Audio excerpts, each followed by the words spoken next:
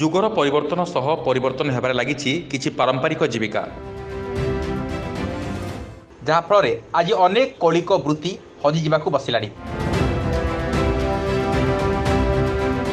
ଅନ୍ୟ ସବୁ କୌଳିକ ବୃତ୍ତି ପରି ଚାଷୀମାନଙ୍କ ହାତ ବାରସି ସାଜୁଥିବା କମାର ଶାଳ ବି ଏବେ ହଜିବାକୁ ବସିଲାଣି। ଗୋଟିଏ ପଟେ ଆଧୁନିକ ଯନ୍ତ୍ରପାତି ଆଉ ଅନ୍ୟପଟେ କରୋନାର ମାଡ଼ରେ ଭାଙ୍ଗି ଯାଇଛି ଏମାନଙ୍କ ମେରୁଦଣ୍ଡ। ଲୁହାରେ ନିଜର ଲହୁ ଢାଳୁଥିବା କମାର ପରିବାର ଏବେ ଚିନ୍ତାରେ। ତେଣୁ ଜୀବନ ଜୀବିକାକୁ ନେଇ ସୃଷ୍ଟି ହୋଇଛି ପ୍ରଶ୍ନବାଚୀ। କଳାହାଣ୍ଡି ଜିଲ୍ଲାରେ ପ୍ରାୟ 500ରୁ ଉର୍ଦ୍ଧ୍ୱ ପରିବାର ନିର୍ଭର କରନ୍ତି କମାର ଶାଳ ଉପରେ। କରୋନା ପାଇଁ ଏବେ ଏମାନଙ୍କର ସ୍ଥିତି ଜଟିଳ।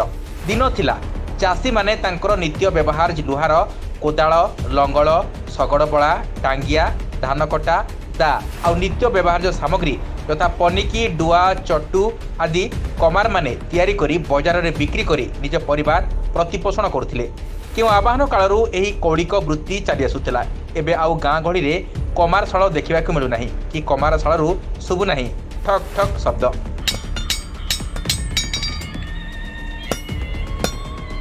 ଆଜି ବିଜ୍ଞାନ ଯୁଗରେ ମେସିନ୍ ତିଆରି ଜିନିଷ ସାମଗ୍ରୀ ଲୋକପ୍ରିୟତା ଦିନକୁ ଦିନ ବଢ଼ିବାରେ ଲାଗିଛି, ଯାହାଫଳରେ ପୂର୍ବପୁରୁଷ ଧରି ଏହି କାମ କରି ଆସୁଥିବା କମାରମାନଙ୍କ କାମ କମି କମି ଆସୁଛି।